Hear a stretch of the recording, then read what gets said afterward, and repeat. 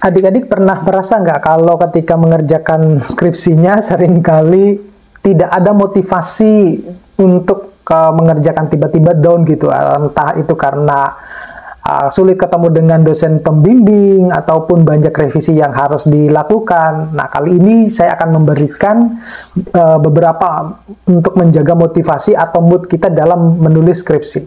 Ayo kita bahas lebih dalam.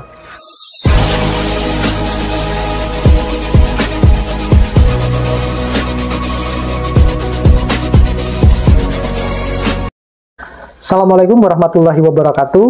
Nah, kembali lagi dengan saya.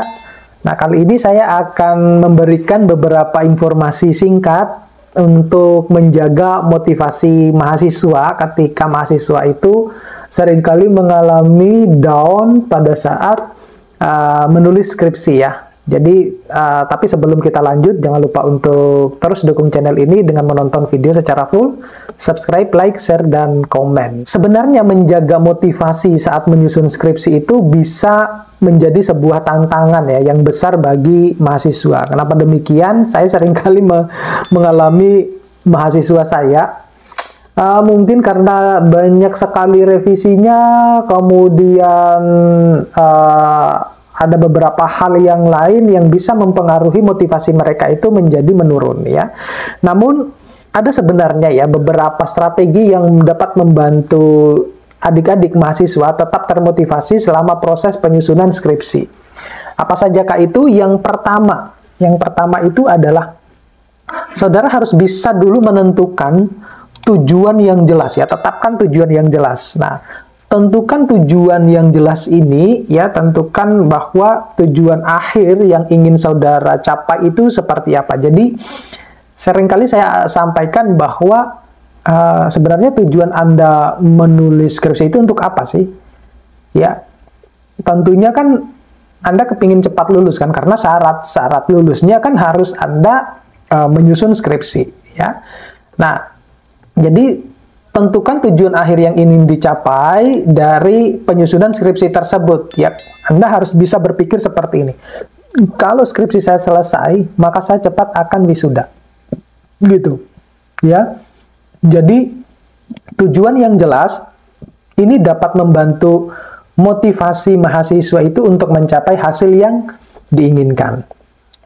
Kemudian, yang ketiga itu adalah bagi tugas ya menjadi tugas kecil. Jadi jangan membuat tugas-tugas yang lebih besar itu menjadi yang lebih tetap yang lebih besar gitu. Seringkali saya sampaikan bahwa ketika banyak revisi yang disampaikan ya, yang harus Anda kerjakan, maka prioritaskan dulu revisi-revisi yang paling penting dulu. Ya, itu ya penting juga sih caranya untuk mengetahui bagaimana sih mana revisi yang paling penting ya. Nah, jadi memecah tugas besar menjadi tugas kecil ini yang dapat dicapai dengan mudah dan dapat membantu Anda merasa lebih terorganisir ya, dan termotivasi untuk melangkah lebih maju. Yang ketiga, gunakan waktu dengan bijak. Ya, jadi manfaatkan waktu-waktu dengan efektif dan efisien, hindari kebiasaan-kebiasaan yang menunda-nunda pekerjaan, dan buatlah jadwal yang rutin ya, yang memungkinkan Anda itu dapat menyelesaikan tugas secara teratur. Ya, ada kalanya memang kita harus sedikit refreshing ya, tetapi ya nggak boleh lama-lama lah. Ya, artinya kalau misalnya harus hanging out sama temannya ataupun nongkrong di mana, nah itu kalau bisa ya maksimal 1,5 jam lah, semacam itu, untuk jangan terlalu ini juga ya. Jadi jangan waste the time ya, untuk menghabiskan waktu-waktu yang tidak jelas ya. Kemudian cari dukungan dari orang terdekat. Ini yang seringkali seringkali kelihatan lucu ya, ketika kita membaca ya, dosen-dosen membaca ucapan terima kasih di skripsinya, di proposal skripsi itu muncul ucapan terima kasih kepada pacarnya ya. Ya, padahal yang mensupport ya mungkin saja orang tuanya gitu. Tapi ya itulah lika-liku perjalanan mahasiswa menulis skripsi ya. Jadi cari dukungan dari orang terdekat, bicarakan dengan teman atau keluarga yang bisa membantu Anda itu merasa lebih seperti termotivasi ya untuk menyelesaikan skripsi tersebut ya.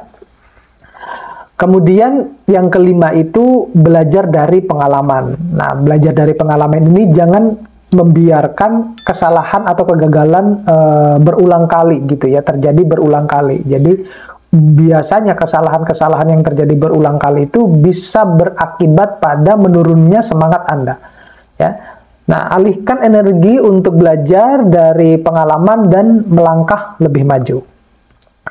Yang keenam itu adalah jangan menuntut kesempurnaan ya. Sekali lagi saya bilang bahwa jangan menuntut kesempurnaan karena skripsi itu banyak kekurangannya ya.